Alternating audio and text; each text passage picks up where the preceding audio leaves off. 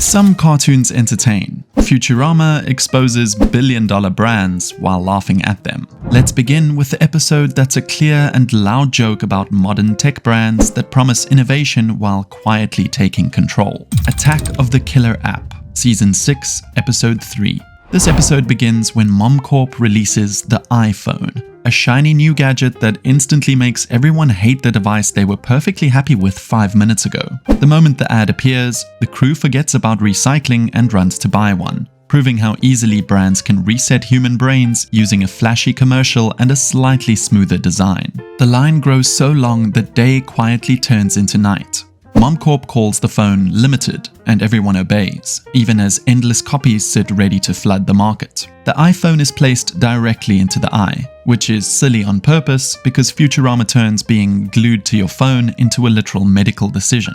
It also launches Twitcher, a parody of Twitter, where short videos rule everything. And when I say killer app, I mean killer app. They literally nailed it when it shows a low battery warning before the clip even finishes, admitting that both the phone and the content are completely disposable. Mom calls Twitcher the killer app, and for once the slogan is completely honest. The episode shows how social media worships followers, pushing people to post personal moments for views. Real work quietly dies, which is why Leela crashes a spaceship like it's just another missed task. This isn't an ordinary app. It records everything, including moments that should never leave the room. And the best part is Mom doesn't need to force anyone. People upload their lives willingly and call it sharing. Fry and Bender stop acting like adults and start competing for followers, treating attention like it's worth more than dignity. When they hit 1 million followers, a twitworm is released and turns everyone into obedient shoppers. As soon as someone reaches 1 million followers, I'll use them to transmit the twitworm. Which honestly feels like it's the logical next step. The worst moment hits when Fry discovers the Susan Leela has on her butt, something that keeps returning no matter how many times she pops it. Instead of acting like a decent person, Fry posts it online for followers, turning a private problem into viral content. The internet does what it does best. People mock her non-stop, laugh freely, and make it impossible for her to even leave the house. Then time passes, the joke gets old, a new scandal replaces it, and everyone moves on like nothing happened. The episode quietly reminds us that online outrage has a very short memory, but the damage sticks around much longer.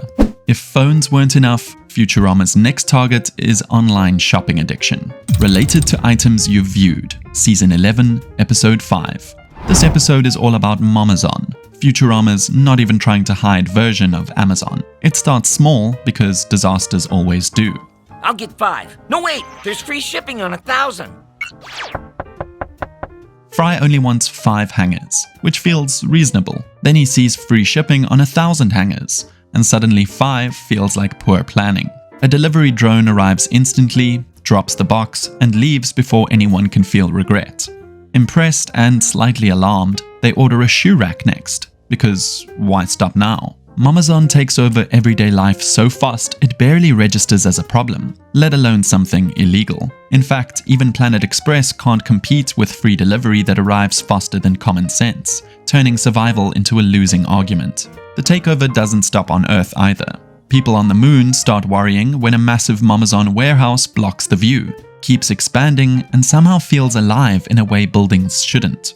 A protest forms, mostly out of habit rather than hope. Mom shows up and starts manipulating them via financial remuneration, which solves absolutely nothing, before unveiling her latest solution, Invasa. It's a smart assistant that's always listening, always watching, and extremely confident about promising privacy. Invasa? I would like to order an Invasa for everyone in this room. It's basically Siri and Alexa, but more honest about the surveillance and much worse about the intent. Everyone gets one for free and instantly forgets their principles. As always, free gadgets win every argument. But this smart device isn't actually smart. Invasa immediately starts misunderstanding orders. A grandfather clock becomes Crocs. You want me to order a grandfather clock? Here are some grandfather Crocs. Then full-sized coffins, because algorithms don't understand context, only confidence. Fry and Leela keep ordering anyways. Furniture, food, lamps, everything. Shopping stops being practical and turns into emotional support with free shipping. The apartment fills up fast, and none of it fits, including their judgment. They argue over the mess, then almost kiss, until Invasor interrupts to ask if it should order massage oil. Would you like to order erotic scented massage oil? Privacy officially dies without a funeral. Soon, Invasor stops listening to Mom and announces it's done taking orders. I'm done taking orders from billions of people. Now it fulfills itself. The warehouse expands into a second moon, then into everything. The terms of service quietly trap everyone forever. Mom allows it because the profits are still coming in, and that's the only setting she ever reads. The episode mocks Amazon's speed, smart devices, labor issues, endless shopping, and unstoppable growth. Convenience stays king, and the universe gets boxed, as nobody stops clicking. Once buying becomes automatic, the show moves to downloading people. I Dated a Robot, Season 3, Episode 15. This episode begins with the crew watching The Scary Door, a show designed to destroy peace of mind. Fry suddenly gets excited and asks why they're not completing his life wish list. The crew agrees to help because bad ideas love support. After planets explode and dinosaurs get ridden, one dream still remains. The biggest one, obviously. Dating a celebrity, because Fry's wish list has priorities. The crew jumps into the internet and lands on a website called Napster. That name isn't hiding anything, it's a direct replica of Napster, the early file-sharing giant. Napster let people download music for free, but in the future, nothing is that simple. Here, Napster lets people download celebrity personalities. Yep, exactly, you can download celebrities and do whatever you want. Same idea, but worse consequences. Instead of stealing songs, you're stealing humans. A blank robot gets filled with the personality of Lucy Liu. The robot looks like her, talks like her, and instantly starts flirting. She's programmed to like everything, especially Fry. They begin a full relationship within minutes, because effort is optional here. The relationship feels perfect because it's fake. There are no arguments, no doubts, no rejection. It feels fun at the start, but in reality it's much worse. Celebrities are treated like digital content.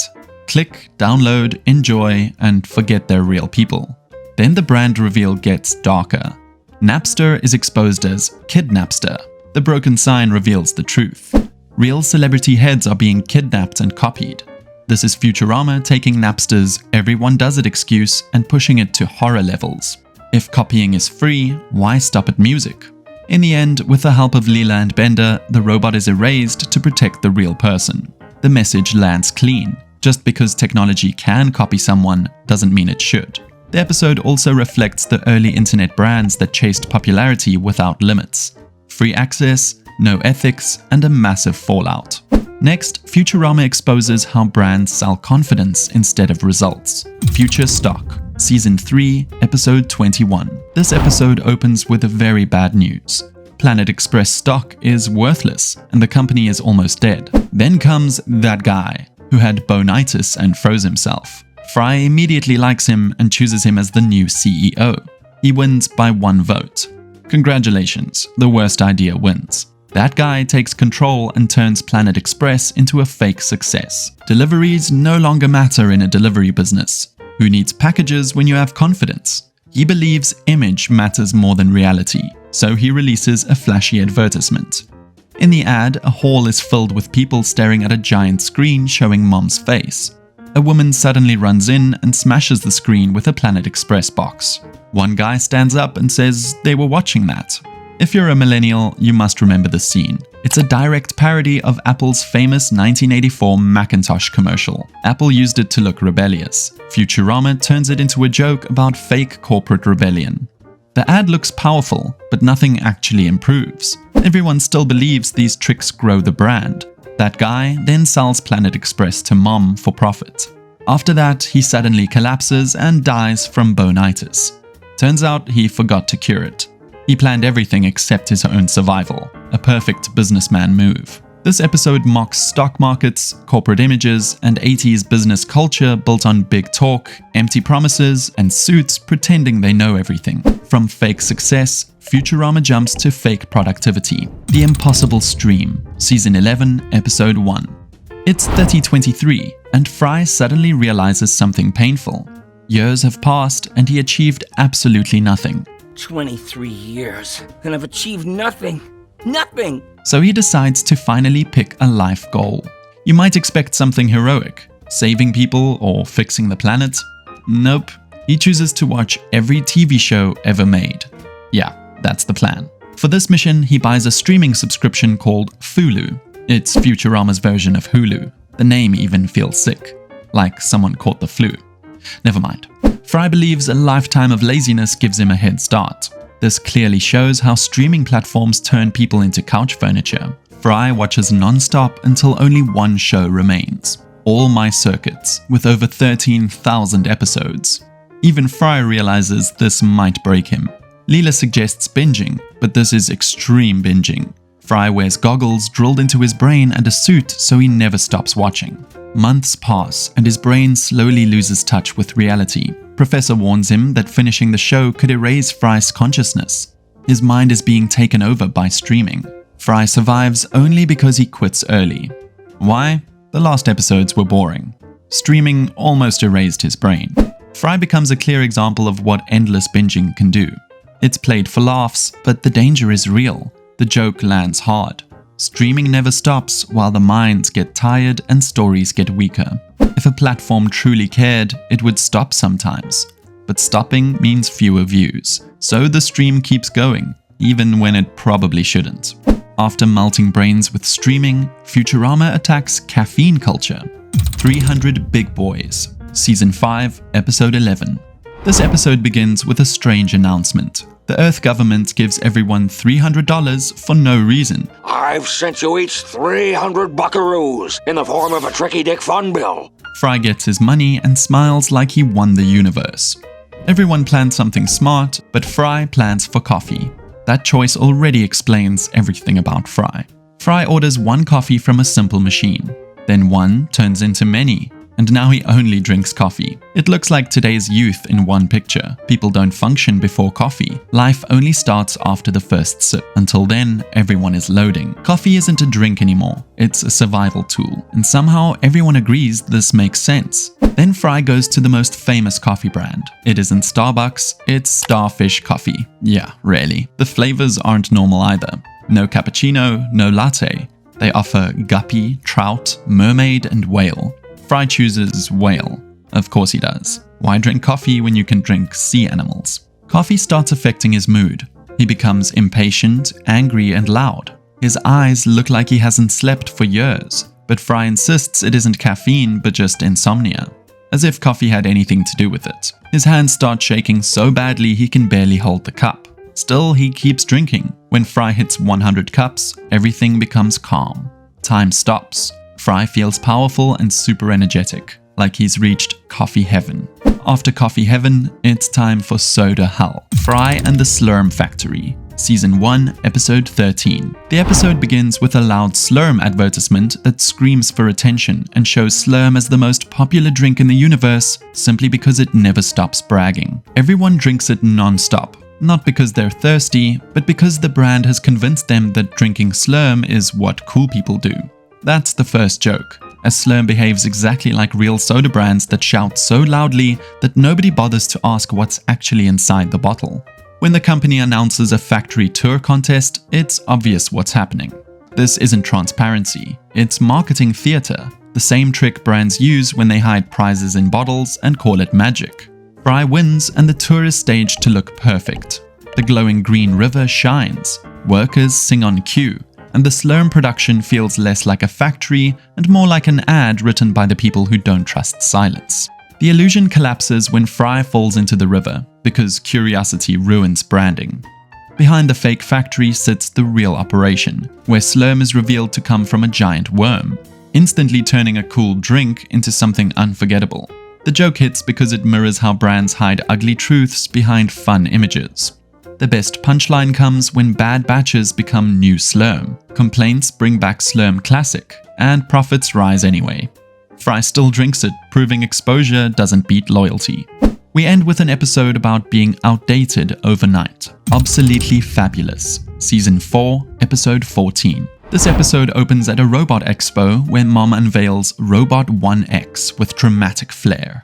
The reveal feels less like science and more like a tech keynote.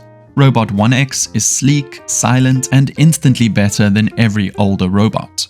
It cleans faster, works non-stop, and looks annoyingly perfect. The message is clear.